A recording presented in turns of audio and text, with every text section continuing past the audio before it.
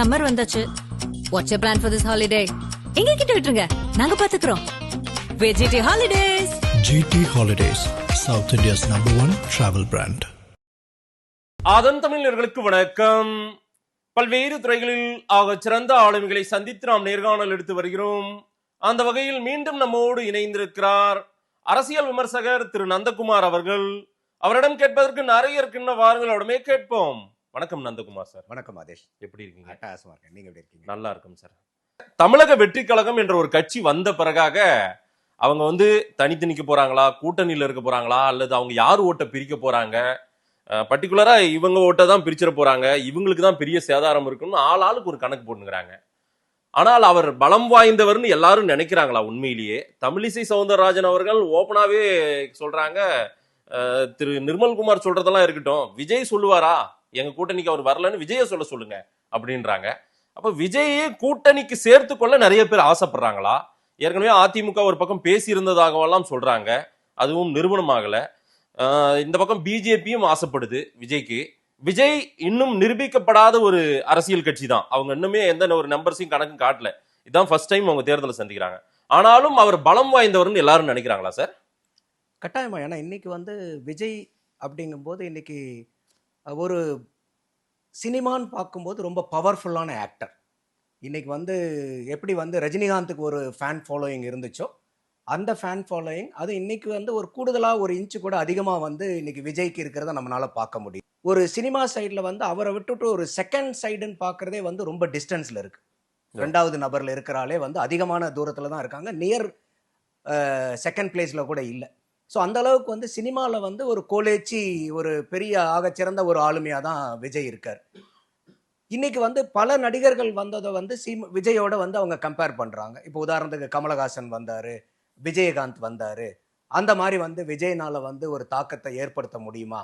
அப்படி தான் போவார், கமலஹாசன் மாதிரி போயிடுவார்னு என்னுடைய பார்வை அந்த மாதிரி இல்லை. ஏன்னா இன்னைக்கு விஜயகாந்த் அரசியலுக்கு வந்ததும் அவர் நடிகச்சிட்டு இருக்கும்போதே ஒரு நம்பர் 1 ஹீரோங்கிற ஸ்பாட் அவர் ரீச் பண்ணல விஜயகாந்த். அப்போ ரஜினிகாந்த், கமல்ஹாசன், அதுக்கப்புறம் பார்த்தீங்கன்னா செகண்ட் லெவல் ஹீரோவில் விஜயகாந்த் கட்டாயமாக இருக்காரு. எனக்கும் விஜயகாந்த் ரொம்ப பிடிக்கும்.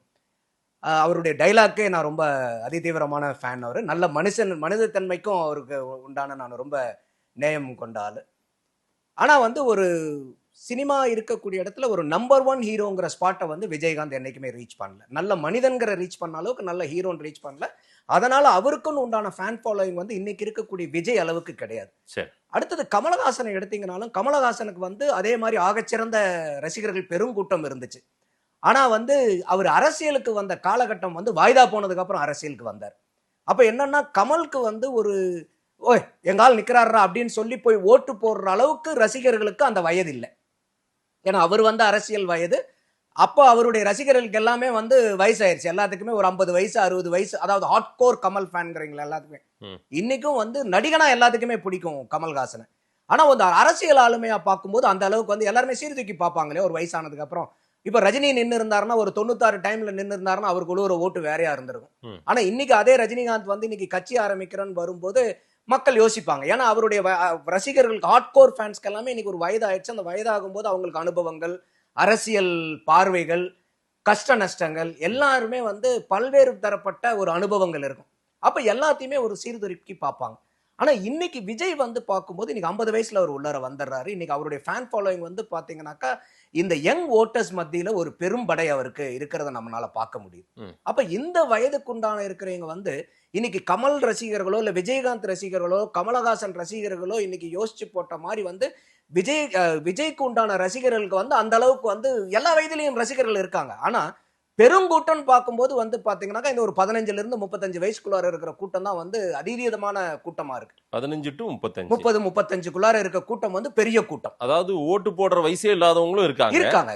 குழந்தை முதல் கொண்டு இருக்காங்க. நான் எடுக்கிறது பாத்தீங்கன்னா ஒரு 15-18 வயசு. ஏன்னா 18 வயசு 18 வயசுல இருந்து 35 வயசு வரைக்கும் இப்ப ஃபர்ஸ்ட் டைம் ஓட்டர் அதில் நிறைய பேர் இருக்காங்க. எவ்வளவு ஒரு கூட்டம் இருக்குன்னு நினைக்கிறீங்க? எவ்வளவு பெர்சன்டேஜ் நமக்கு ஒரு ஒவ்வொரு எலெக்ஷனுக்கு பாத்தீங்கன்னா ஒரு 10 to 15 லட்சம் ஓட்டு அதுக்குள்ளார வர்றதை நம்மளால பார்க்க முடியும். சரி, அப்படி இல்லாம வந்து இன்னைக்கு இல்ல அந்த 10 to 15 லட்சத்துல எவ்வளவு விஜய் ரசிகர்களாகவோ அல்லது விஜய் அரசியலுக்கு வந்துட்டாரு அவருக்கு ஓட்டு போடலாம்னு எவ்வளவு பேர் இருப்பாங்க? அதாவது வந்து விஜயை ஃபாலோ பண்ணக்கூடிய ரசிகர்கள் பெரும்பாலான ரசிகர்கள் இருக்காங்க. ஆமா. அந்த ரசிகர்கள்ல வந்து அதாவது ஹார்ட்கோர் ஃபேன்ஸ் மட்டும் நீங்க எடுத்துட்டீங்கன்னா கன்வர்ஷன் ரேட்னு எடுத்தீங்கன்னா இன்னைக்கு விஜயகாந்துக்கு இல்லாத கன்வர்ஷன், கமல்ஹாசனுக்கு இல்லாத கன்வர்ஷன் விஜய்க்கு கிடைக்கும். அந்த ஏஜ் குரூப்பை வச்சு பார்க்கும்போது, ஏன்னா அவரும் ஒரு யங் ஏஜ்லயே வராரு, பீக்ல இருக்கும்போது வராரு, நம்பர் 1 இருக்கும்போது வரும்போது அவருடைய கன்வர்ஷன், ஃபேன்ஸோட கன்வர்ஷன் 80 to 90% கிடைக்கும். இந்த கன்வர்ஷன் ரேட் வேற எந்த நடிகர்களுக்கும் கிடைச்சது இல்ல. இவருக்கு வந்து வரும். அதோட சார் ஒரு 15 லட்சம் ஓட்டு இருக்குன்றீங்க. ஒவ்வொரு தேர்தலுக்கும் ஒரு 15 லட்சம் ஓட்டு புதுசா வரக்கூடிய புதுசா ஃபர்ஸ்ட் டைம் ஓட்டர்ஸ். அந்த 15 லட்சம் ஓட்டர்ல ஒரு எத்தனை லட்சம் ஓட்டு அவருக்கானதா இருக்கும்னு நீங்க ஒரு கணிக்கிறீங்க? சப்போஸ் அதுல வந்து ஒரு 10 லட்சம் பேர் அவருடைய வாக்காளர்களா இருக்காங்க, அப்படியா? பெருசா சொல்றீங்க. ரசிகர்களா இருக்காங்கன்னா ஒரு ஏன்னா அது நமக்கு எக்ஸாக்ட் டேட்டா இல்ல. ஆமா. ஒரு 10 லட்சம் பேர் வந்து விஜயனுடைய ஃபேனா அதுல இருந்தாங்கன்னா அந்த வயசு குரூப்ல சரி ஒரு 9 லட்சம் வாக்கு வந்து விஜய்க்கு கிடைக்கிறதுக்கு அதுல வாய்ப்பு 90% கன்வர்ஷன். இன்னொன்னு என்னன்னா அவங்க வந்து ஒரு ஆப்பை வச்சு அவங்க வந்து மெம்பர்ஷிப் டிரைவ் ரன் பண்ணிட்டு இருக்காங்க. எல்லாத்துக்குமே தெரிஞ்சதுதான் அது. அதுல வந்து நீங்க ஓட்டர் ஐடி நம்பரை வச்சு தான் நீங்க போய் மெம்பர்ஷிப் ஆக முடியும். எல்லா கட்சியும் மாதிரியும் வந்து சப்ஸ்கிரிப்ஷன் பண்றவங்களுக்கு பூரா நீங்க வந்து அங்க மெம்பர்ஷிப் கிடையாது. நமக்கு சோர்ஸ் இன்ஃபர்மேஷன் என்ன கொடுக்குறோம், 1,05,00,000 வாக்காளர்கள் வந்து அங்க பதிவு செய்திருக்கிறதா வந்து நமக்கு தகவல் வருது. ஓட்டர் ஐடியோட ஓட்டர் நம்பரோட அந்த ஆப்ல பதிவு செய்யப்பட்டவர்கள் வந்து 1 கோடியை கிராஸ் ஆயிடுச்சுங்கிறது இன்ஃபர்மேஷன் வருது விஜய் கட்சிக்கு. அப்போ அந்த இதுல இன்னைக்கு நம்மளுடைய அசஸ்மெண்ட் பிரகாரம், என்னுடைய அசஸ்மெண்ட் பிரகாரம் ஒரு 10 to 15% வாக்கு வங்கி வந்து விஜய்க்கு இருக்கிறதுக்கு தாராளமான வாய்ப்புகள் இருக்கு. 1,05,00,000 சொல்றீங்க நீங்க, 10ல இருந்து 15% சொல்றீங்க. எனக்கு தெரிஞ்சு 1.25 கோடி கிட்ட நீங்க அவருக்கு இன்னைக்கே அவங்க மெம்பர்ஷிப் ஆயிருக்காங்கன்றீங்க அந்த கட்சியில. 1 கோடி மெம்பர்ஸ் இப்போ வந்து ரிஜிஸ்டர் பண்ணியிருக்காங்க தாவேகாவுல அப்படின்றீங்க. இப்போ நீங்க முதல் தலைமுறை வாக்குகள் செலுத்துறவங்க, அந்த சிறிய வயது உடையவர்கள், அந்த கேட்டகரியை நீங்க உங்களால வந்து ஒரு 8ல இருந்து 9 லட்சம் பேர் சொல்ல முடியுது. அவ்வளவுதான், லட்சங்கள்ல தான் சொல்ல முடியுது. கோடியில பண்ணிருக்காங்கன்னா இப்ப வீட்டுல இருக்கிற பசங்க எல்லாம் அந்த கேட்டகரி இருக்கிறவங்க, 25 வயசு இருக்கிறவங்க, 20 வயசு இருக்கிறவங்க என்ன பண்ணிப்பாங்க, அவங்க அப்பா அம்மா, அவங்க வீட்டுல இருக்கிறவங்க எல்லாருடைய கார்டை வாங்கி அவங்களே கூட பதிவு பண்ணி வச்சிருக்கலாம். அதனால கூட இருக்கும். அதுக்காக தான் நான் வந்து பாத்தீங்கன்னா இந்த ஃபுல்லா 1 crore வருங்கிறத நான் சொல்லல ஓட்டா. ஏன்னா இன்னைக்கு வந்து தமிழ்நாட்டினுடைய வாக்காளர்கள் வந்து 6,20,00,000 பேர் ரவுண்டா எடுத்து. நமக்கு சற்றேறக்குறைய 70 to 75% தான் போலிங். அப்ப 75% போலிங் ஆகுதுன்னு வச்சீங்கன்னா கூட உங்களுக்கு வந்து ஒரு 15% வாக்கு வேணும்னாக்கா 69.25 லட்சம் வாக்கு. அப்ப இந்த 1 கோடி அங்க வந்து ரெஜிஸ்டர் ஆயிருக்குன்னா கூட நான் எடுத்துக்கிற கன்வர்ஷன் ரேட் 70% தான் எடுத்துக்கிறேன். ஓகே. அப்ப 70% கன்வர்ஷன் கிடைச்சா கூட 10% வாக்கு வந்துடும். விஜய்க்கு இப்பவே 10% இருக்கு. 10% வாக்கு. இததான் எல்லா கட்சிகளும் நினைக்கிறாங்க. ஆமா. அடுத்தது இது வந்து 80%. ஏன்னா இன்னைக்கு வந்து ஒரு புது போட்டியாளர் உள்ளார வரும்போது ஏற்கனவே இருக்கக்கூடிய கட்சிகள் மேல நம்பிக்கை இல்லாம வாக்களிக்காம இருப்பாங்க பாருங்க, அதுல இருந்து கொஞ்சம் உள்ளார வர்றதுக்கு வாய்ப்பு இருக்கும். புதுசா ஒரு ஆள் உள்ளார வரனால. இப்ப இன்னைக்கு பெரும்பாலும் வந்து பாத்தீங்கன்னா இளைஞர்கள் மத்தியில அரசியலுக்கு வந்து ஒரு பெரிய வரவேற்பு கிடையாது, ஈர்ப்பு இல்ல. இன்னைக்கு இந்த ஒரு சினிமா நடிகன் அப்படிங்கிற ஒரு பேனரோட வரும்போது அந்த ஒரு ஈர்ப்பு கொஞ்சம் அதிகமா இருக்கும் அந்த வயதினருக்கு கிட்ட. மத்த நாள்ல கூட வந்து பாத்தீங்கன்னா ஒரு எலெக்ஷன் டைம்ல பெருசா சரி இன்னைக்கு ஒரு நாள் லீவு போய் விளையாடலாம் இல்ல சினிமாக்கு போலாம் அப்படி போற கூட்டம் தன்னுடைய ஹீரோ வந்து இங்க வந்து நிக்கிறனால அந்த ஓட்டா கன்வெர்ட் ஆகிறதுக்கு வந்து புது வாக்காளர்கள் வருவாங்க கொஞ்சம் இன்ட்ரெஸ்ட் எடுத்து. அந்த கேட்டகரி வயதுடையவர்கள் வந்து எந்த அடிப்படையில வாக்கு செலுத்துவாங்க? அதாவது இவங்க வந்து எங்களுக்கு நல்லது செய்வாங்க, இல்ல இவங்க பேசுறது எனக்கு பிடிச்ச, அவங்களுக்கு அதெல்லாம் கிடையாது. என்னோட ஹீரோ நிக்கிறாயா அவ்வளவுதான். அவங்களுக்கு வந்து அரசியல், நான் தான் சொன்னேன், அவங்களுக்கு அரசியல்ல பெரிய நாட்டமே இல்லாத கூட்டம் அது. அப்ப அவங்க வந்து இன்னைக்கு விஜய் வரனால என்ன தத்துவத்தை கொண்டு வராரு, என்ன கொள்கைகளை கொண்டு வராரு, தமிழ்நாட்டுக்கு உண்டான திட்டங்கள் என்னென்ன, இதுவரைக்கும் செய்யாததை இவர் என்ன புதுசா செய்ய போறாருங்கிறதெல்லாம் பார்வையே இருக்காது. கண்மூடித்தனமா விஜய்க்கு ஓட்டு போடுவாங்க. விஜய் என்னுடைய ரசிகர், என்னுடைய தலைவர். அவரை வந்து நான் ஸ்கிரீன்ல கொண்டாடி இருக்கிறேன். இன்னைக்கு எங்கால் வந்து அரசியலுக்கு வராரு, அவர் வந்தாருன்னா தமிழ்நாட்டையே தலைகளா நிறுத்துவாரியாங்கிறத நம்புவாங்க அவங்க. அவங்க வந்து எந்த விதமான ஸ்க்ரூட்டினிக்குள்ளாரையும் போக மாட்டாங்க, எந்த எவாலுவேஷனும் கிடையாது. அப்போ இன்னைக்கு அந்த மாதிரி ஒரு இளைஞர் கூட்டமும் இருக்கு. 6.2 80% வருதுன்னு வச்சுக்கோங்களேன். அப்ப வந்து உங்களுக்கு 74.25 லட்சம் வாக்கு, 74,40,000 வாக்கு எடுத்தாருனாக்கா அவருக்கு வந்து 15% கிடைக்கும். அப்போ இந்த 15% வாக்குங்கிறது 69.25 லட்சத்துல இருந்து 74,40,000 வாக்குக்குள்ளார எடுத்தாருன்னா 75% தான் வாக்குப்பதிவுனா ஒரு 69.25 லட்சம் எடுத்தாருனாவே 15%. ஆமா. 80% வாக்காகுதுனாக்கா அவருக்கு 74,40,000 வாக்கு எடுக்கணும். ஆனா அவருக்கு வந்து இன்னைக்கு பதிஞ்சிருக்கக்கூடிய வாக்காளர்கள்னு பார்க்கும்போது 1,05,00,000 சொல்றாங்க. அப்படி பார்க்கும்போது ஒரு 70% கன்வர்ஷன் கிடைச்சாவே போதும். அவர் வந்து 15% வாக்கு வங்கை வந்து ரீச் ஆவார். ஓ, அவ்வளவுதான் ஸ்ட்ரென்த். அதாவது இன்னைக்கு தேதியில. ஓ, ஓ. இனிமேல் ஆனா வந்து அவரு அதிகாரத்தை பிடிச்சிருவோம் நான் அதாவது கூட்டணிக்கு எங்க கூட எல்லாரும் யாருனாலையும் வரலாம் அப்படின்றாங்க. கூட்டணியே இல்லனாலும் நாங்க அதிகாரத்தை பிடிச்சிருவோம்ன்ற பெரிய அதீத நம்பிக்கைன்றது எல்லாரும் சொல்ற மாதிரி தான் சொல்றாருன்றீங்களா? இது வந்து விஜய்க்கு வந்து ஒரு ரொம்ப அபாயகரமான கூட இருக்கவங்க சொல்லக்கூடிய பேச்சுக்கள். ஓ, ஏன்னா நம்ம வந்து என்ன விஜய்க்கு வந்து ஒரு ஆபத்தா இருக்கிறதுன்னு நான் பாக்குறேன்னா, அவரை சுத்தி இருக்கக்கூடிய வட்டம், அந்த ஃபர்ஸ்ட் லைன் சொல்றாங்க இல்லையா, first line Layer, circle, first first layer. Layer வந்து யாருமே அவருக்கு வந்து யதார்த்தமா போய் கல நிலவரத்தை சொல்லக்கூடிய ஆட்கள் அவர் கூட இருக்கிற மாதிரி எனக்கு தெரியல. ம். எல்லாருமே வந்து அவரை வந்து ஒரு ரசிகர்கள் வந்து ஒரு ஆதர்ச புருஷனா அவரை பாக்குறாருன்னா அது வேற, அது ரசிகனுடைய மென்டாலிட்டி. ம். ஆனா கூட இருக்கக்கூடிய அந்த ஃபர்ஸ்ட் சர்க்கிள், ஃபர்ஸ்ட் லேயரு அரசியலை தெளிவா புரிஞ்ச ஆட்களா இருக்கணும். எதிராளியினுடைய அரசியலினுடைய யூகத்தை புரிஞ்ச ஆட்களா இருக்கணும். ம். அடுத்தது இன்னைக்கு தேதியில கள அரசியல் என்ன, நம்மளுடைய ஸ்ட்ரென்த் என்ன, வீக்னஸ் என்ன, நம்ம வந்து ஸ்வாட் அனாலிசிஸ் சொல்லுவோம். ஸ்ட்ரென்த், ஆமா, வீக்னஸ், ஆமா, ஆப்பர்ச்சுனிட்டி, த்ரெட். இது வந்து ஒவ்வொரு தனிநபருக்கும் உண்டானது, ஒவ்வொரு கட்சிக்கும் உண்டானது, ஒவ்வொரு நிறுவனத்துக்கும் உண்டானது. அப்ப இந்த மாதிரி ஸ்வாட் அனாலிசிஸ் பண்ணி அவருக்கு இருக்கக்கூடிய வீக்னஸையோ த்ரெட்டையோ எடுத்துக்கொண்டு போய் சொல்லக்கூடிய ஆட்கள் வந்து அங்க இல்ல. ம். ஸ்ட்ரென்த்தையும் ஆப்பர்ச்சுனிட்டியும் வேணா சொல்லுவாங்களே ஒழிய ம். வீக்னஸையும் த்ரெட்டையும் சொல்லக்கூடிய ஆட்கள் வந்து அங்க இல்லைங்கிறது தான் என்னுடைய பார்வை. விஜயனுடைய அரசியலுக்கும் வீக்னஸ் இருக்கு, த்ரெட் இருக்குன்றத யாருமே அவருக்கு இப்போ வரைக்கும் சொல்லலன்றீங்களா? ஏன்னா கூட இருக்கிறவங்க பூராமே தலைவா நீங்க தான் 234 நின்னீங்கன்னா நம்மளாம் ஈஸியா ஆட்சியை ஜெயிச்சிரும், உங்க முகத்தை பார்த்தாவே எல்லாரும் வந்து ஓட்டு போட்டுருவாங்கன்னு ஒரு பிம்பத்தை ஏற்படுத்தி இருக்காங்க. இது எல்லா கட்சியிலுமே சொல்றாங்களே, எல்லா தலைவருக்கும் சொல்றாங்க. இல்ல அது சொல்றாங்க. இன்னைக்கு ஸ்டாலினுக்கும் சொல்றாங்க, எடப்பாடிக்கும் சொல்லுவாங்க, இன்னைக்கு அண்ணாமலைக்கும் சொன்னாங்க. ஆமா, ஆனா அதெல்லாம் நடந்துச்சான்னு நம்ம பார்த்தோம். சரி. அப்பேற்பட்ட 75 ஆண்டு கால திமுகவாகட்டும், 52 வருஷ அண்ணா திமுக ஆகட்டும், இந்தியாவே 3வது தடவை தொடர்ந்து ஆட்சி பண்ற பாரதிய ஜனதானாலும் அது நிதர்சனமான உண்மையா மாறல. ஆமா. அப்படி இருக்கும்போது இங்க இருக்கிறது இவங்க விஜய் அவர்கள் வராருன்னாக்கா, இன்னைக்கு மத்தவங்க சொல்ற மாதிரி நான் வந்து இவருக்கு வாக்கு வங்கியே நிரூபிக்கப்படல, இவர் ஜீரோல இருக்காருன்னு சொல்றதுக்கு நான் தயாரா இல்லை. அதனாலதான் சொன்னேன், என்னுடைய அணுகுமுறையில கட்டாயம் ஒரு 10 to 15% வாக்கு சர்வசாதாரணமா அவரால் எடுக்க முடியும். ஓட்டே பதிவாகிறதுக்கு முன்னாடியே சொல்லிடுறீங்க. ஆமா, என்னுடைய அசஸ்மெண்ட், ஓகே, இது என்னுடைய பார்வை. I may be wrong, I may be right. ஏன்னா ஒவ்வொருத்தருக்கும் ஒவ்வொரு அணுகுமுறை இருக்கும் இல்லையா. இன்னொருத்தர் வேற மாதிரி ஒரு இதுல அனலைஸ் பண்ணுவாரு, நான் வேற மாதிரி பாக்குறேன். என்னுடைய பார்வையில பார்க்கும்போது ஒரு 10 to 15% இன்னைக்கு தேதியில இருக்கு. ஆனா அவர் கூட இருக்கிறவங்க வந்து விஜய வந்து இன்னைக்கு வரைக்கும் நம்ம ஜெயிச்சு ஆட்சி அமைச்சிருவோங்கிற அந்த ஒரு தோரணையில தான் சொல்லியிருக்காங்களே ஒழிய, நம்ம தோத்தா வாட் நெக்ஸ்ட்ங்கிற அடுத்த ஸ்டெப், அடுத்த பிளான் பி என்ன, பிளான் சி என்ன, what is the next course of action after 2026 பத்தி இன்னைக்கு அவர்கிட்ட யாராவது பேசியிருப்பாங்களாங்கிறது எனக்கு ஒரு சந்தேகமா இருக்கு. இல்ல சார், 2026 தான் இலக்கு. வெற்றியை நோக்கி ஓடும் போது அவங்க கிட்ட இல்ல நம்ம தோத்துட்டோம்னா இதெல்லாம் பண்ணணும்ன்றதையும் பேசி ஆகணுமா? ஆமா, ஏன்னா இன்னைக்கு விஜய் வந்திருக்கிறது 50 வயசுல இன்னைக்கு பாலிடிக்ஸ். ஆமா. அப்படி வரும்போது அவருடைய அரசியல் நான் பாக்குறது நீண்ட நெடிய அரசியலா தான் இருக்கும். மற்றவங்கள மாதிரி இன்னைக்கு ஒரு கமலஹாசன் வந்தபோது ஒரு 2 எலெக்ஷன்ல பார்த்துட்டு ஐயோ நம்மளால தாக்கு பிடிக்க முடியாதுன்னு போய் திமுகல போய் கரைஞ்சி ஒண்ணும் இல்லாம ஆன மாதிரி விஜய்க்கு அந்த எண்ணங்கள் இருக்காது. விஜயனுடைய அரசியல் கணக்கு 50 வயசுலயே வராரு, அதுவும் பெரிய அளவுக்கு ஸ்டேக்ஸ் எல்லாம் விட்டுட்டு வராருன்னா அவருடைய அரசியல் ஒரு நீண்ட தொலைநோக்கு பார்வையா இருக்கக்கூடிய அரசியலா தான் இருக்கணுங்கிறது என்னுடைய எதிர்பார்ப்பு. அப்போ இன்னைக்கு சுத்தி இருக்கிற நீங்க சொல்றது எனக்கு உடன்பாடு உண்டு. அதாவது ஜெயிக்கணும் தான் விளையாடணும், அதுல தப்பு கிடையாது. ஆனா நீங்க ஜெயிக்கணும்னு நீங்க விளையாடும் போது தோல்வியும் உங்களுக்கு எப்ப வேணாலும் கிடைக்கலாம். ஏன்னா இன்னைக்கு அதுதான் சொல்றேன், கள நிலவரம்ங்கிறது. அப்போ இன்னைக்கு இது எதுக்காக சொல்ல வரேன்னா, சிரஞ்சீவிக்கு இதே தான் பிரச்சனை வந்துச்சு. சிரஞ்சீவிக்கும் விஜய்க்கு எவ்வளவு கூட்டம் மாநாட்டுல கூடிச்சோ அதை விட ஒரு ஆனா சிரஞ்சீவி கொடுத்த பர்ஃபார்மன்ஸ் வண்டர்ஃபுல் பர்ஃபார்மன்ஸ். அவர் முதல் தேர்தலே 16% வாக்கு எடுக்கிறாரு, 18 எம்எல்ஏ சீட் ஜெயிக்கிறார். சாதாரண விஷயமா இது? Wonderful performance. ஆனா அவ்வளவு சாதிச்சு கூட அதை சாதனைன்னு தெரியாத அளவுக்கு கூட இருந்தீங்க பூரா நீங்க தான் முதல்வர், நீங்க தான் முதல்வர், எல்லா இடத்துலயும் ஜெயிச்சிருவோம்னு சொல்லிட்டு அவருக்கு அவர் ஒரு முதலமைச்சரா ஒரு கட்டமைச்சு உட்கார வச்சிட்டாங்க. அப்ப என்ன ஆச்சுன்னா, சிரஞ்சீவினால தான் அடைஞ்ச அந்த வெற்றியை கூட ஆமா இதை வெற்றின்னு ஏத்துக்க முடியாத அளவுக்கு அவரை கட்டம் கட்டி வச்சிட்டாங்க. அதனால என்னாச்சு, அவருக்கு மேல தாக்கு பிடிக்காம திருப்பி காங்கிரஸ்ல போய் கட்சியை கரைச்சு விட்டு போயிட்டாங்க.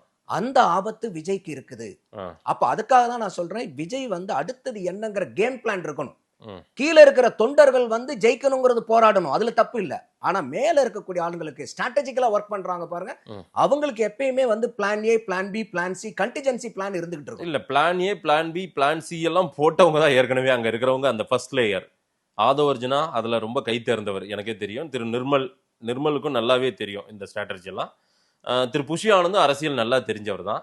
என் நண்பர் ஜான் ஆரோக்கியசாமி, அவருக்கு எல்லாமே தெரியும். அவர் ஏற்கனவே அன்புமணிக்கு வேலை செஞ்சவர், பலருக்கு வந்து ஐடியா கொடுத்தவர், அவருக்கு எல்லாமே தெரியும். இதெல்லாம் விஜய்க்கு சொல்லாமையா இருப்பாங்க இவங்க எல்லாம்? சொன்ன மாதிரி எனக்கு தெரிஞ்ச சோர்ஸ் இல்ல. இல்ல ஜான் ஆரோக்கியசாமி கொஞ்சம் வெளிப்படையாவே பேசுவார் சார். இல்ல அவங்களே அவங்க லெவல்லே வந்து இவரை வந்து ஒரு கல்ட்டுங்க, இவருடைய போட்டோ காமிச்சாவே இன்னைக்கு தமிழ்நாடு புறம் ஓட்டு விழுந்துருங்க, இவர் ஃபேஸ் காமிச்சா போதுங்கிற அளவுக்கு அந்த லைன் ஆஃப் சர்க்கிள்லயே இந்த மாதிரி பேச்சு இருக்கு.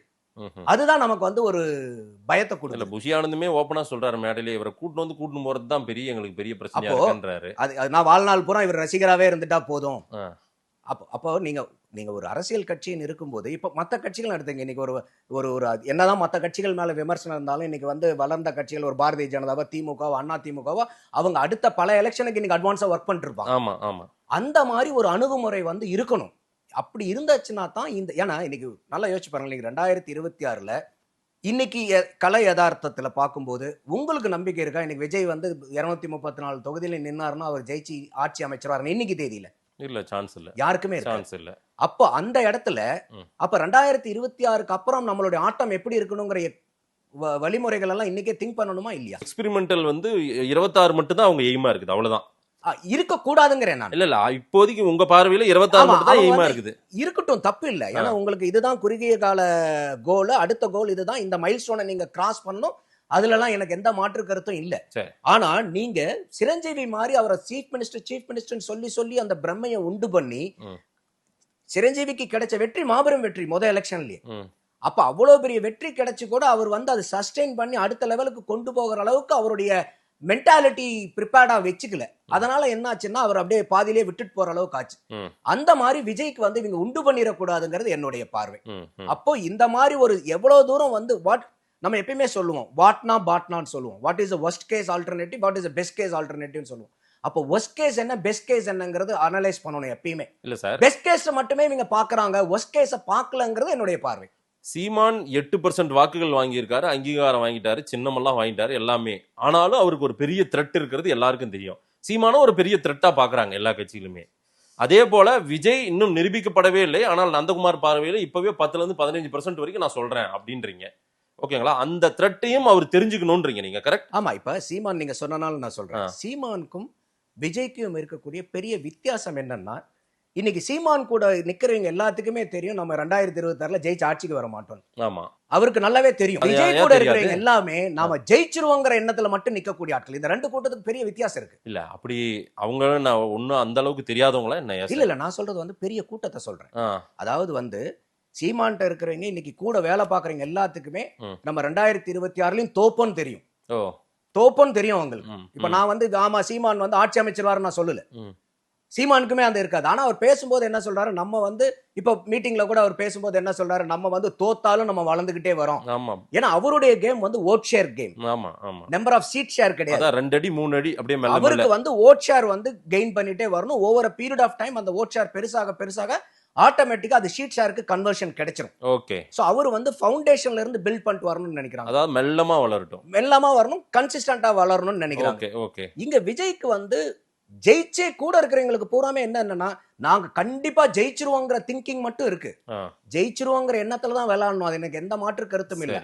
ஆனாலும் சப்போஸ் இன் கேஸ் நமக்கு வந்து இந்த 2026ல தோத்துட்டோம்னா வாட் நெக்ஸ்ட் அப்படிங்கும்போது, இன்னைக்கு சீமான் பின்னாடி நிக்கிறவங்க பூரா தோத்தாலும் பரவாயில்லன்னு நிற்கும் போது அவங்க தோல்வி வந்து அவங்கள துவள வைக்காது. ஆனா இங்க இருக்கிறவங்க வந்து எப்படியா இருந்தாலும் நம்ம ஜெயிச்சிருவோங்கிற அந்த ஒரு பெரிய அதீத நம்பிக்கையில இருக்காங்க. அந்த நேரத்துல வந்து அவங்களுக்கு தோத்துச்சுன்னா அவங்களுக்கு அதை தாங்கிக்க கூடிய மன வலிமையை நீங்க இப்ப இருந்தே ஊட்டணும். அதுதான் இன்னைக்கு வந்து சீமான் வந்து தெளிவா ஊட்டிட்டு இருக்காரு. இப்பயும் அவர் மீட்டிங்ல கூட என்ன சொல்றாரு, நம்ம ஒரு கட்சி தாண்டா 1.1% வாங்கி இன்னைக்கு வரைக்கும் சர்வைவல் ஆயிட்டு இருக்கோம்னா நம்ம மட்டும்தான். ஏன்னா அவர் ப்ரிப்பேர் பண்றாரு. நீங்க நல்லா வாட்ச் பண்ணல, நேத்து கூட பாருங்க அழகா பாட்டெல்லாம் பாடி காட்டு, முழு பாட்டாவே பாடிட்டாரு, முழு பாட்டா பாடுறாரு. அதாவது அவர் தலைவனா என்ன பண்றாருன்னா, மக்களை தோல்வி அடைஞ்சாலும் துவளக்கூடாதுங்கிறதுக்கு தயார் பண்றாரு. ஓகே. இங்க அதை நீங்க வந்து வெற்றிக்காக தயார் பண்றீங்க. அந்த அப்ரோச்சும் எனக்கு உடன்பாடு தான். அதுல மாற்று கருத்து இல்லை. எனக்கு ஜெயிக்கணும்னா ஒரு விளையாட்டை விளையாடணும். ஆனாலும் 100க்கு 100 நாங்க ஜெயிச்சிருவோங்கிறது என்ன அது? யாருக்காவது உண்டா? இன்னைக்கு ஸ்டாலின் சொல்ல முடியுமா 100க்கு 100 நாங்க ஜெயிச்சிருவோம்? இல்ல. இன்னைக்கு மோடி சொல்ல முடியுமா நாங்க 100க்கு 100 எல்லா தொகுதியிலும் ஜெயிச்சிருவோம்? 400+ சொன்னவங்களே அவங்களே 240க்கு வந்து உட்கார்ந்தாங்க. இவங்க இப்ப 234ன்னு சொல்லுங்கறாங்க. 200 கூட கிடையாது, 234ன்றாங்க. அது நம்ம அந்த டேட்டா வேணா நம்ம அப்புறம் பேசுவோம். அப்ப அந்த மாதிரி இருக்கும்போது நீங்க உங்களுடைய படைகளை வந்து அதுக்கும் தயார்படுத்தணும். அடுத்த இன்கேஸ் இல்லன்னா என்னன்னா, அவருக்கு அந்த மாதிரி ரொம்பவே அதீத நம்பிக்கையில இருந்தாங்கன்னா அதுக்குண்டான ஒரு வியூகம் இருந்துச்சுன்னா தவறில்லை. இல்ல சார், எனக்கு ஒரு சில அரசியல் தலைவர்களுக்கு என்ன சொல்லுவாங்கன்னா, நான் கேள்விப்பட்டிருக்கேன். இதெல்லாம் எனக்கு வந்து செவிவழி செய்தி தான் இது. சந்தோஷமான விஷயத்தை மட்டும் அவர்கிட்ட சொல்லுங்க, அதாவது நெகட்டிவான விஷயத்தெல்லாம் அவர்கிட்ட சொல்லாதீங்க, அது ரொம்ப தவறு அப்படின்னு சொல்லுவாங்க. நிறைய கேள்விப்பட்டிருக்கேன். ரொம்ப தவறு. அதே போலதான் இப்ப விஜய் கிட்ட சந்தோஷமான விஷயம் மட்டும் தான் சொல்றாங்க. அதாவது வந்து உங்களுக்கு காதுக்கு இனிமையான விஷயத்தை கேட்கறதுக்கு உங்களுக்கு தேவையே இல்லை. இப்ப என்னை வந்து புகழ்ந்து யாரெல்லாம் பேசணுமோ அவங்களுடைய செய்தி எனக்கு தேவையே இல்லை. என்ன விமர்சிக்கிறவங்களை தான் நான் அதிகமா பார்க்கணும். என்னன்னா, ஒரு தனி மனிதனுடைய வளர்ச்சி ஆகட்டும் எப்ப வளர முடியும்னா அந்த விமர்சனங்களை பார்க்கும்போது தான் வளர முடியும். அப்போ எனக்கு வந்து என்னை விஜய்வே நான் என்னுடைய தனிப்பட்ட பாருங்க, உங்களை சுத்தி உங்களை நீங்க தான் சார்னு சொல்றோம்னா சுத்தியே வச்சிருக்காதீங்க. ஒரு டிஃபரெண்ட் ஐடியாலஜி இருக்கணும் உங்களுக்கு. உங்களை விமர்சிக்கக்கூடிய ஆட்கள் அதிகமா நீங்க சுத்தி வச்சிருந்தீங்கன்னா அவங்க உங்களுக்கு தவறை எடுத்து சொல்லும் போது உங்களை நீங்க திருத்திக்கிட்டு மேல வர்றதுக்கு உங்களுக்கு அதீத வாய்ப்பு இருக்கும். எப்பயுமே உங்களை புகழ்றவங்களை மட்டுமே நீங்க வந்து நம்பாதீங்க. ஏன்னா யாரா இருந்தா, இப்ப நானே உங்களை திடீர்னு பாக்குறேன்னு வச்சுங்க, உங்களுடைய டெவலப்மெண்ட் ஏரியாவை எதையாவது நான் சொல்லுவேனா? சொல்ல மாட்டேன். மதேஷ் நல்லா இருக்கீங்களா, என்ன நல்லபடியா பேசிட்டு போயிரும். யாருக்கிட்ட வந்து நம்ம வந்து டெவலப்மெண்ட் ஆஸ்பெக்ட் சொல்லுவோம், யாரு மேல நமக்கு உண்மையாலுமே ஒரு அக்கறை இருக்கிறோம் அவங்கள தான் விமர்சிப்போம். நம்ம பையனை தான் நம்ம வீட்டுல இப்படா அப்படிறான்னு சொல்லுவோம். பக்கத்து வீட்டு பையன் என்னைக்காவது நம்ம சொல்லுவோமா? சொல்ல மாட்டோம். ஏன்னா அது பக்கத்து வீட்டு பையன், அவங்க எப்படி போனா என்னங்கிறது ஒவ்வொருத்தருடைய பார்வை. ஆனா தான் பையன் இப்படிதான் இருக்கணும், நல்லா வரணுங்கிறது ஒவ்வொருத்தருடைய பார்வை. அப்ப நீங்க வச்சிருக்க வேண்டிய அறிவுரையாளர்கள் உங்களுக்கு எப்படி இருக்கணும்னா, உங்களுடைய கருத்திலையும் மாற்று கருத்து இருக்கிறதா இருக்கணும். ஏன்னா எந்த ஒரு கொள்கைக்குமே ஒரு ஏற்றமும் உண்டு, இறக்கமும் உண்டு. சரி, நீடித்து நிலைத்து இருக்கக்கூடிய கொள்கைன்னு எதுவுமே கிடையாது. அப்போ உங்களுடைய கொள்கைக்கு எண்ணங்களுக்கு ஒரு மாற்று கருத்து இருக்கக்கூடிய ஆட்கள் சுத்தி இருந்தா தான் இந்த கொள்கைக்கோ இந்த கருத்துக்கோ ஒரு மாற்று கருத்து வரும்போதுதான் அதை நீங்க சிந்திக்க உங்களுடைய கருத்தை நீங்க வலிமையாக்க முடியும். விமர்சனங்கள் அதிகமா வரதான் ஓ ஆமா இல்ல இவங்க கேட்கறது நியாயம் தானே, இந்த இடத்துல நம்ம எப்படி இதுக்கு நம்ம யோசிக்கலையேன்னு நீங்க யோசிப்பீங்க. அப்ப அந்த கேப்பை நீங்க அடைக்கிறதுக்கு உங்களுடைய செயல் திட்டங்கள் வரும், உங்களுடைய கருத்துக்கள் உருவாகும். சோ அந்த ஸ்ட்ரக்சர் இல்ல விஜய், அந்த மாற்று கருத்து இருக்கக்கூடிய ஆட்கள் அங்க இல்ல. எல்லாருமே வந்து எஸ்ஆர் 3 பேக்ஸ் ஃபுல்லுங்கிற மாதிரி தான் கூட்டம் இருக்கிற மாதிரி நமக்கு தெரியுது.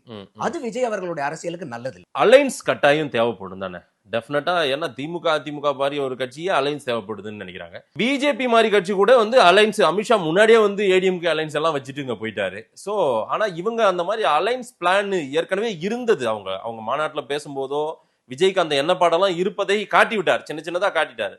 பட் அதற்கான முன்னெடுப்புகள் இப்ப எடுக்கிற மாதிரியே ஒண்ணுமே தெரியலையே. அதுதான் இங்க சிக்கல். அதாவது விஜய் வந்து கல அரசியல தெளிவா புரிஞ்சுக்கிட்டார். அதனாலதான் முதல் மாநாட்டில எந்த கட்சி தலைவரும் சொல்லாத விஷயத்தை அவர் சொல்றார். அதாவது ஆட்சியில பங்கு, அதிகாரத்துல பங்கு. எந்த கட்சி மாநாட்டிலையும் புதுசா ஆரம்பிக்கிற யாருமே நாளைக்கு நீங்களே கட்சி ஆனாலும் நான் ஆரம்பிச்சேன்னா கூட இதை சொல்ல மாட்டேன். ஆமா, நமக்கு முன்னாடி ஒரு 100 பேர் தான் இருக்காங்கன்னா கூட இதை சொல்ல மாட்டோம். ஏன்னா நம்ம தான் பெரிய ஆளுன்னு காமிச்சுக்கணும். அந்த இடத்துல நான் விஜயை பாராட்டுறேன். யதார்த்தத்தை புரிஞ்சிருக்காரு. அதையும் சொல்றாரு, நம்ம ஜெயிக்க முடியும், இருந்தாலும் நம்மளை நம்பி வருவாங்க இல்லையா, அவங்களெல்லாம் கூட்டணும் இல்லையா அப்படிங்கிற ஒரு சினிமா டயலாக் அந்த இடத்துல சொல்றாரு. அப்ப அவர் வந்து அந்த களம் புரிஞ்சிருக்குன்னு. ஆனா நம்மளுடைய கேள்வி எங்க வருதுன்னா, நீங்க ஆரம்பிச்சதுக்கு அப்புறம் உங்களோட கூட்டணி வரணும்னா ஒரு கூட்டணி கட்சிக்காரங்க என்ன பாப்பாங்க? ஃபர்ஸ்ட் அந்த கட்சி எப்படி இயங்குது களத்துல, அந்த தலைவர் எவ்வளவு வந்து தீர்க்கமா இருக்காரு, என்ன அவருடைய பிரச்சாரமா இருக்கு, யாரை எதிர்க்கிறாரு, யாரை ஆதரிக்கிறாரு, எந்த மாதிரி வந்து ஒரு கலர் அரசியலை முன்னோக்கி போறாரு, மக்களுடைய செல்வாக்கு அவருக்கு எப்படி அதிகமாகிட்டு வருது, இதையெல்லாம் பார்த்துதான் கூட்டணி கட்சிகள் வருவாங்க. ஏன்னா இன்னைக்கு அரசியல் கட்சிகளை பொறுத்த வரைக்கும் எங்கேயும் கொள்கை கூட்டணியே கிடையாது. இங்க போனா எனக்கு சீட்டு கிடைக்குமா, ஜெயிக்க முடியுமா, அங்க போனா சீட்டு ஜெயிக்க முடியுமா, இன்னைக்கு எந்த கட்சியுமே அதுக்கு விலக்கு இல்லை. எந்த கட்சியுமே விதிவிலக்கு கிடையாது. இந்த கூட்டத்தை விட்டு அந்த கூட்டத்துக்கு போனா எனக்கு சீட்டும் அதிகமா கிடைக்கும், ஜெயிக்கிறதுக்கும் அதிகமான வாய்ப்புன்னா எந்த கூட்டணியில இருக்கிற கட்சி வேணா எந்த கூட்டணிக்கு வேணா தாவும். அதுதான் இன்னைக்கு இருக்கக்கூடிய யதார்த்தமான நிலைமை. இது எல்லாம் பிஜேபிக்கும் தெரியும். அதனாலதான் இன்னைக்கும் தமிழிசை சவுந்தரராஜன் பேசுறாங்க இல்லையா, இல்ல நிர்மல் குமார் சொன்னா மட்டும் ஏத்துக்க முடியுமா, விஜய் அவர்கள் வந்து ஒன்னும் சொல்லணும். அப்போ இதெல்லாம் வந்து யதார்த்தம். ஏன்னா அவங்க களத்துல வேலை செஞ்சவங்க அவங்களுக்கு தெரியும் என்ன ஏதுங்கிறது. அப்போ விஜய் வந்து என்ன மாதிரி கள அரசியலை எடுக்கிறாருங்கிறத தான் எல்லாருமே இல்ல பார்த்து அந்த மாதிரி ஏதாவது அவங்க ஆக்டிவிட்டிஸ் ஈடுபடுறாங்களா? யாருக்கிட்டயாவது அலைன்ஸ் பேசி இருக்காங்களா? இல்ல அலைன்ஸ் வைக்கலாம்னு யாருக்காவது பேசி இருக்கிறதா தகவல்கள் இருக்கா? அதாவது அதிமுக வந்து ரொம்ப முயற்சி பண்ணாங்க விஜய் இல்ல கூட ஏடிஎம்கே முயற்சி பண்ணிச்சு. விஜய் யாருக்கிட்டயாவது முயற்சி பண்ணாரா? பேசல. அதுதான் நான் சொல்ல வரேன். அப்போ ஒண்ணு நீங்க வந்து கூட்டணிக்கு வரணும்னா ம். நீங்க உட்கார்ந்துட்டே இருந்தீங்கன்னா உங்களை யாரும் தேடி வரமாட்டாங்க. ஆமா. இப்ப நீங்க வந்து நமக்கே என்ன விஜய் மேல வந்து பல கோணங்கள் இருந்தாலும் சில விமர்சனங்களும் இருக்கு. என்ன விமர்சனம்? அவர் வந்து இன்னைக்கு வரைக்கும் வந்து படம் இப்பதான் முடிச்சிருக்காருன்றாங்க. எல்லாம் ஷூட்டிங்லாம் முடிஞ்சது. ஜூன் மாசத்துல ஜூன்ல இருந்து அவரு வெளியே வராரு அப்படிங்கிற ஆமா, தகவல் அப்படின்றாங்க. வருது. டப்பிங்லாம் இந்த வீக் இந்த மந்த் எண்டுக்குள்ளார டப்பிங் எல்லாம் முடிச்சிருவாரு. என்னை விட்டுருங்கப்பா, இனிமேல் நான் கட்சியை பார்க்கணும்னு சொல்லி இருக்கிறதா ஒரு தகவல். ம். இனிமேல் எடுக்கக்கூடிய அரசியல் எப்படி இருக்குதுங்கிறத ரொம்ப வாட்ச் அவுட் பண்ணுவாங்க. இன்னைக்கு பிப்ரவரி 2024 அவங்க கட்சி ஸ்டார்ட் பண்ணாங்க. ஆமா. அப்ப இன்னைக்கு வந்து பாத்தீங்கன்னா சற்றேறக்குறைய ஒரு 1.5 வருஷத்துக்கு பக்கம் ஆகும். ஆமா. இன்னைக்கு வரைக்கும் எந்த கட்சியாவது வந்து டக்குன்னு வந்து நம்ம ஒரு, அதாவது நான் சொல்றது வந்து ஏற்கனவே லிஸ்ட் ஆன கட்சிகளை சொல்றேன்.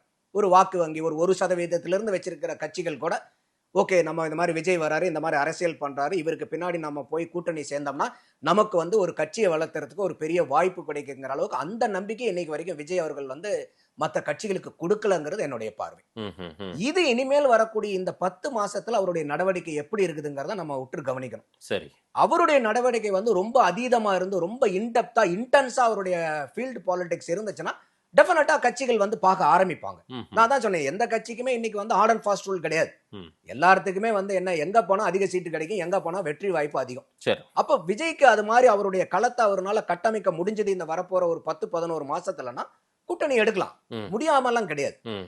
ஆனா அதுக்கு இவர் வந்து களத்துக்கு வரணும். மூன்றாவது அணி உருவாகுமா சார் 26 தேர்தல்ல? இது வந்து நல்ல கேள்வி. அது வந்து என்னன்னா, நானே என்னுடைய பார்வையில் என்ன பார்த்துட்டு இருந்தேன்னா, ஒண்ணு வந்து திமுக கூட்டணி, இன்னொன்னு அதிமுக அதிமுக பாரதிய கூட்டணி. ஜனதா அது எப்பவுமே கூட்டணி. ரெகுலரா இருக்கிறது. அது ரெண்டும் அல்லாத பிற கட்சிகள் எல்லாமே வந்து ஒரு ஈவன் சீமான் விஜய் முதல் கொண்டு கூட ஒரு தேர்ட் அலைன்மெண்டா வரணும், ஒரு தேர்ட் பார்ட்டியா வரணுங்கிறதா நம்மளுடைய சிந்தனையா இருந்துச்சு. ஆனா நேத்து அவரு சீமான் பேசும்போது கூட அதை கம்ப்ளீட்டா ரூல் அவுட் பண்ணிட்டார். அதாவது களத்துல நிக்கிறவங்க கூட தான் எல்லாரும் சேருவாங்க.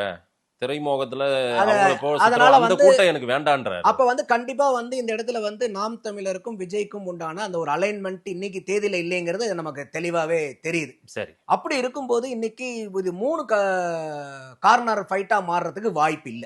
வாய்ப்பில்ல. இப்ப இருக்கிற சூழ்நிலையில இல்ல வாய்ப்பு இல்ல. பாசிபிலிட்டிஸ் ஒரு சில கட்சிகளை சொல்றாங்க. அது வாய்ப்பு இருக்குமான்னு சில சூசகமா பேசுறாங்க. சில வந்து யூகத்தின் அடிப்படையில சிலர் கணிக்கிறாங்க. பாமக, தேமுதிக, விஜய். ஏன்னா தேமுதிக விஜய் ஒரு ரேப்போ இருக்கு. பாமக அன்புமணி விஜய் ஒரு ரேப்போ உருவாக்க முடியும் அப்படின்னு சொல்றாங்க. இது வாய்ப்பா? பாமக அப்படி தேமுதிக உருவானா கூட 4 கார்னர் ஃபைட் தானே. சீமான் தனியா நிக்கிறாருல்ல. ஆமா. அப்ப சீமானை நீங்க எப்படி இதுல இருந்து ஒதுக்கி வைக்க முடியும்? ஓகே. அவர் இன்னைக்கு வந்து 8.33% வாங்கிட்டு ஒரு அங்கீகரிக்கப்பட்ட கட்சி, அவருக்குன்னு ஒரு தனி சின்னம் வேற, இது ஏன் சின்னம்னு வேற சொல்றாரு. ஏன் போட்டோ தான்டா அதுல இருக்குங்கிற அளவுக்கு அவர் சொல்றாரு. ஆமா. அப்ப அந்த மாதிரி இருக்கக்கூடிய ஒரு அங்கீகரிக்கப்பட்ட கட்சியை வந்து எப்படி நீங்க ஒதுக்கி வச்சுட்டு இந்த 3 கார்னர் ஃபைட் நீங்க சொல்ல முடியும்? ம். 4 முனை போட்டி தான்.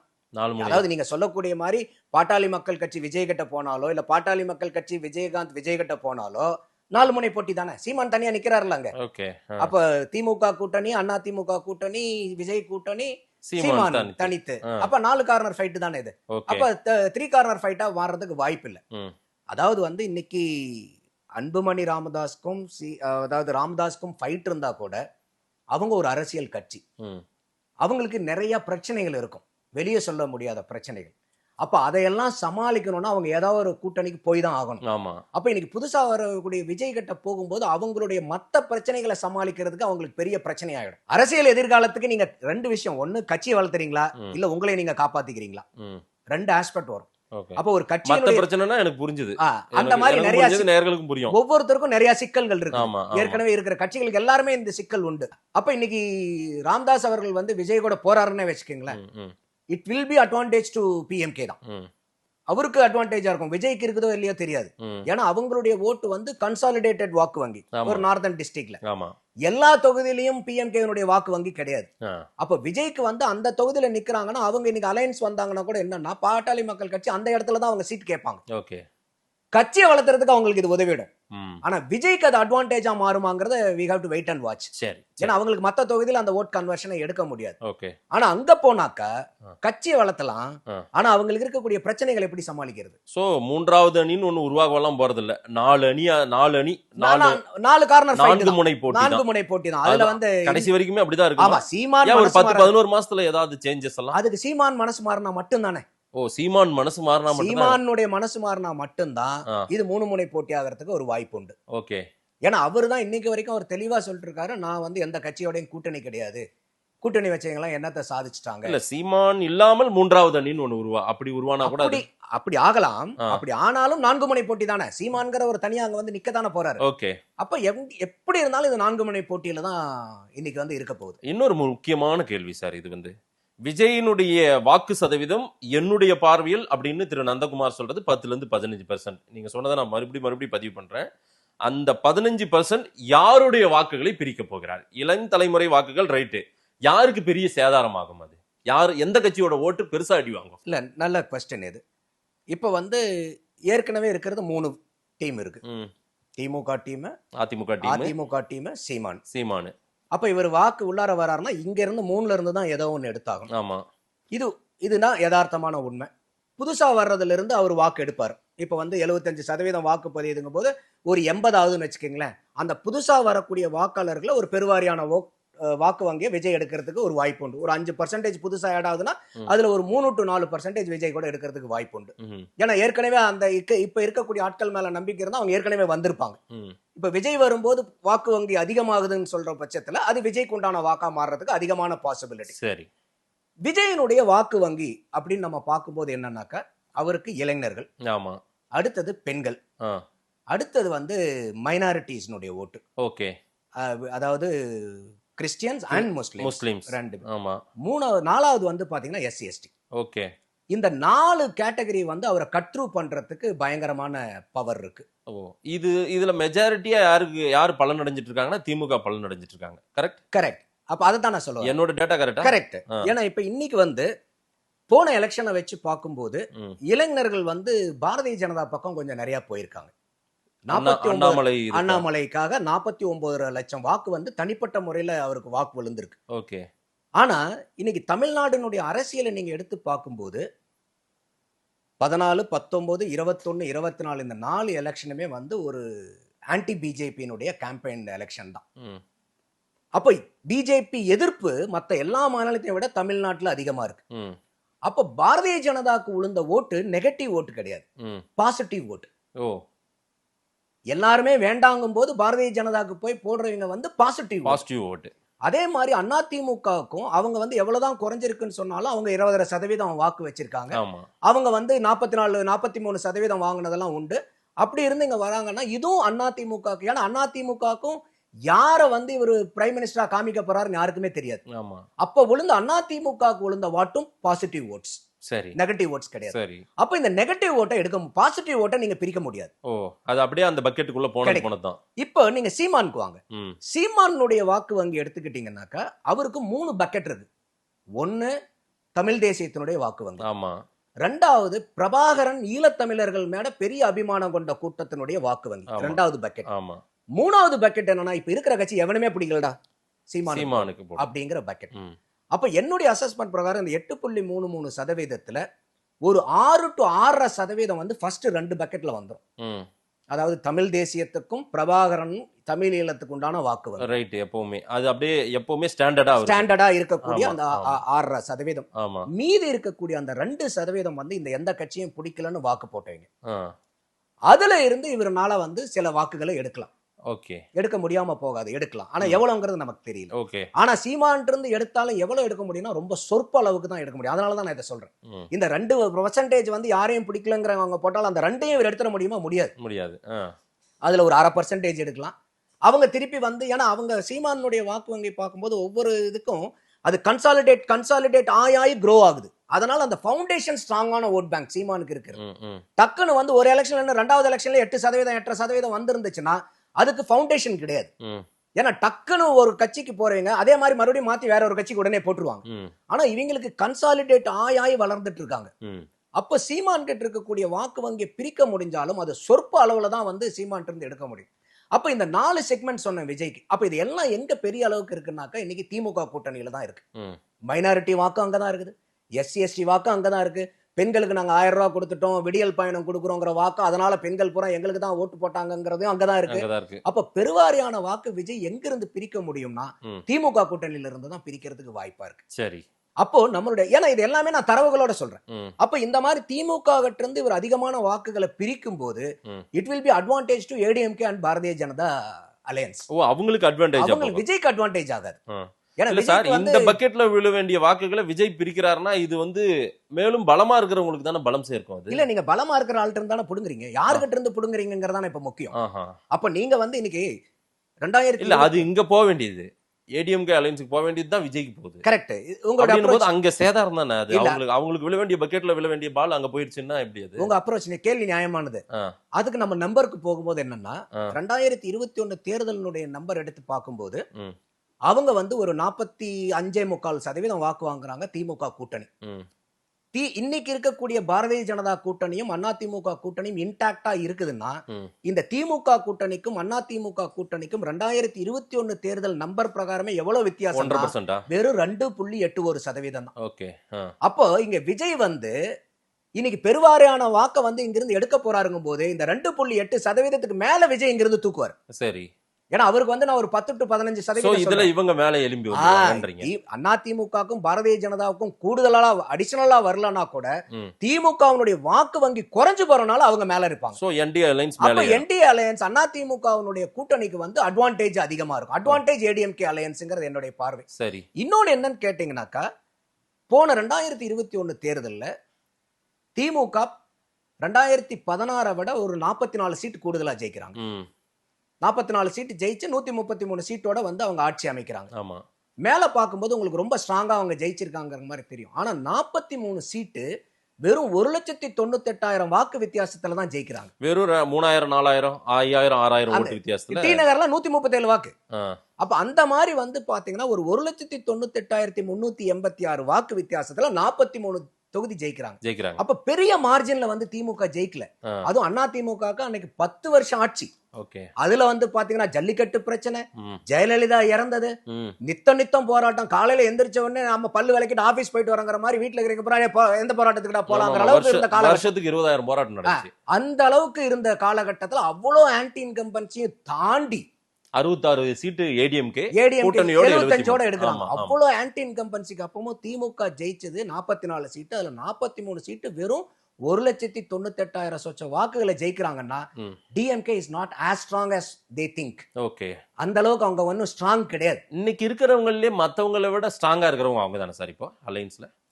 இன்னைக்கு இருக்கிறதுல எம்எல்ஏனுடைய அடிப்படையில பார்க்கும்போது நான் அப்படி சொல்ல, யார் பக்கம் அதிகமா வாக்குகள் போய் பதிவாகும் அப்படின்னா அது அந்த பக்கம் தான். இல்ல, அதான் இன்னைக்கு விஜய் வர்றதுனால விஜய் ஃபேக்டர் வந்து பெரிய இம்பாக்ட்ஃபுல் ஃபேக்டர் ஃபார் டிஎம்கே. அத சீரியஸா எடுத்துக்கணும் மாதிரி தெரியலையே. இல்ல வெளிய சொல்ல மாட்டாங்கல்ல.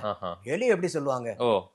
அதெல்லாம் வந்து திமுக உண்மையாவே அது சீரியஸா தான் நினைக்கிறாங்க. இன்னைக்கு வேற யாரும் பெரிய த்ரெட்டோ இல்லையோ, விஜய் வந்து டிஎம்கேக்கு ஒரு பெரிய த்ரெட். ரைட். ரொம்ப முக்கியமான ஒரே ஒரு இறுதி கேள்வியோட முடிக்கிறேன் சார். விஜய் எந்த தொகுதியில் நிக்க போறாரு? அததான் எல்லாருமே யோசிக்கிறாங்க. விஜய்க்கு இந்த தொகுதியில இருந்து அவர் ஜெயிக்க வாய்ப்புன்னு நீங்க ஏதாவது அனுமானிக்க முடியுதா? என்ன 10% to 15% வாக்கு இருக்குன்னு நீங்க ஃபர்ஸ்ட் சொல்லிட்டீங்க, கணிச்சிட்டீங்க. அவரு எங்க நின்னா ஜெயிக்க முடியும்? அவர் எந்த தொகுதியில் நிப்பாரு? இது வரைக்கும் நடந்ததுல வந்து பார்க்கும்போது அவரு வந்து டயர் 1 சிட்டிஸ்ல நிக்க மாட்டார். உதாரணத்துக்கு சென்னையிலயோ கோயம்புத்தூர்லயோ நிக்க மாட்டார். ஏன்னா சென்னை, கோயம்புத்தூர்லாம் ரிஸ்கி ஃபேக்டர்ஸ் அதிகம்.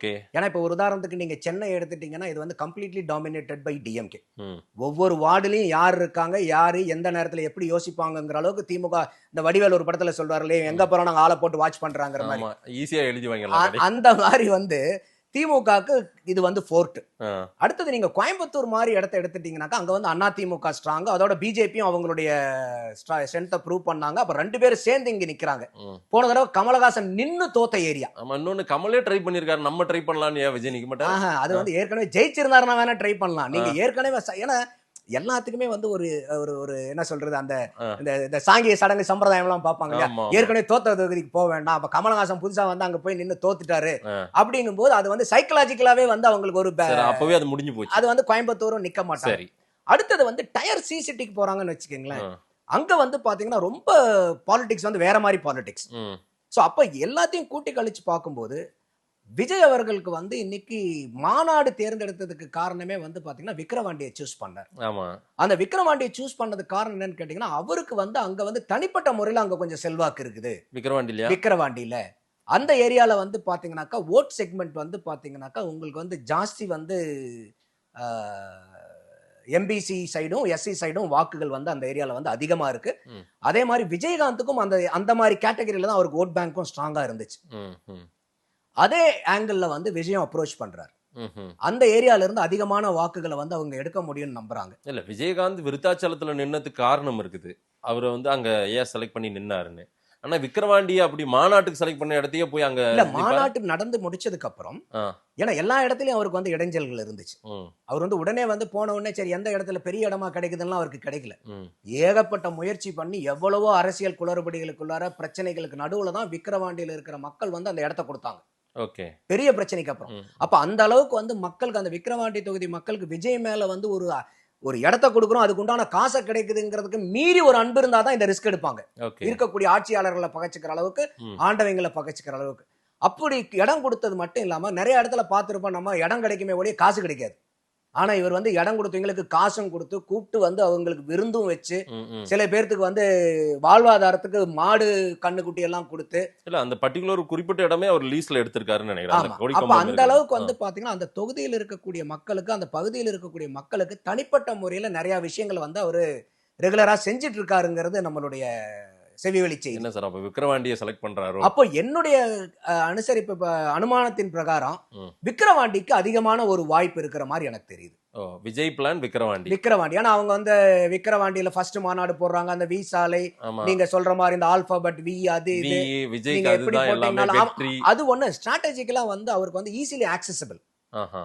டக்குன்னு அந்த தொகுதிக்கு போலாம். ஓகே. நீங்க வேற எங்கேயோ ஒரு இடத்துல வந்து ஒரு கார்னர்ல இருக்கிற தொகுதினா அவர் இங்க இருந்து எங்கேயோ ஒரு ஏர்போர்ட்டுக்கு போகணும், அங்க இருந்து மறுபடியும் வண்டி வச்சுக்கிட்டு போகணும், ஒரு ஆக்சசபிலிட்டி இல்லாம போயிடும். சோ ஒரு ஸ்ட்ராட்டஜிக்கலாவும் வந்து இது வந்து அவருக்கு வந்து ஒரு நல்ல சாய்ஸா ஒரு அமையும். 2 மணி நேரத்துல போயிடலாம். டக்குன்னு போயிடலாம் அவங்க. அதே ஏற்கனவே அங்க வந்து பல வேலை பார்த்திருக்காங்க, அவங்களுடைய ஆட்கள் பார்த்திருக்காங்க, ஓகே. பரிச்சயப்பட்ட விஜய்க்கு தவிர அவர் சார்ந்த கட்சி ஆளுங்களுக்கும் அந்த ஏரியா பூரா இப்ப வந்து பரிச்சயப்பட்ட ஏரியா, ம். மக்களும் பரிச்சயப்பட்ட மக்கள்ங்கும் போது அவங்களுக்கு ஸ்ட்ராட்டஜிக்கலா ஒர்க் பண்றதுக்கு ரொம்ப ஏதுவான தொகுதியா மாறும். ம். அவர் இங்கேயும் போலாம், டக்குன்னு வந்து 2 மணி நேரத்துல ஏர்போர்ட் வந்துட்டு மற்ற தொகுதிகளும் அவர்னால சுற்றுப்பயணம் பண்ண முடியும். ம். ஸோ வந்து ஒன்னு பொலிட்டிக்கலாவும் வந்து அவருக்கு அது பாசிட்டிவான இடமா இருக்கு. ரெண்டாவது வந்து ஸ்ட்ராட்டஜிக்கலாவும் லாஜிஸ்டிக்ஸ் பிரகாரமும் அவர்னால வந்து ஈஸியா வந்து அவருடைய டூர் ப்ரோக்ராம்ல வந்து இந்த தொகுதியை ஈஸியா அகாமடேட் பண்ண முடியும். ரைட். வேற தொகுதி எதையும் அஃபெக்ட் பண்ண முடியாத அளவுக்கு. நிறைய விஷயங்கள் சார் விஜய் அரசியல் குறித்து ஒரு ஒரு ஒரு தெளிவான ஒரு ஆய்வையே நீங்க பண்ணியிருக்கீங்க அப்படின்னு தான் சொல்ல முடியும். இதுதான் நடக்க போதா அல்ல இன்னும் ஒரு 10-11 மாசத்துல இன்னும் நிறைய மாற்றங்கள் எல்லாம் நிகழப் போகிறதா அப்படின்றதையும் நம்ம பொறுத்து இருந்து பார்க்கலாம். இதுவா கூட இருக்கலாம், நமக்கு தெரியாது. இதெல்லாம் ஒரு கணிப்பு தானே. இன்னைக்கு ஆமா. தேதி வரைக்கும் என்னவோ அதை நம்ம சொல்றோம். எஸ். போக போக மாற மாற நம்மளுடைய கணிப்புகள் மாறும். நேரில் வந்து நேரம் கொடுத்து பேசியமைக்கு நன்றி நந்தகுமார் சார். நன்றி மாதேஷ்.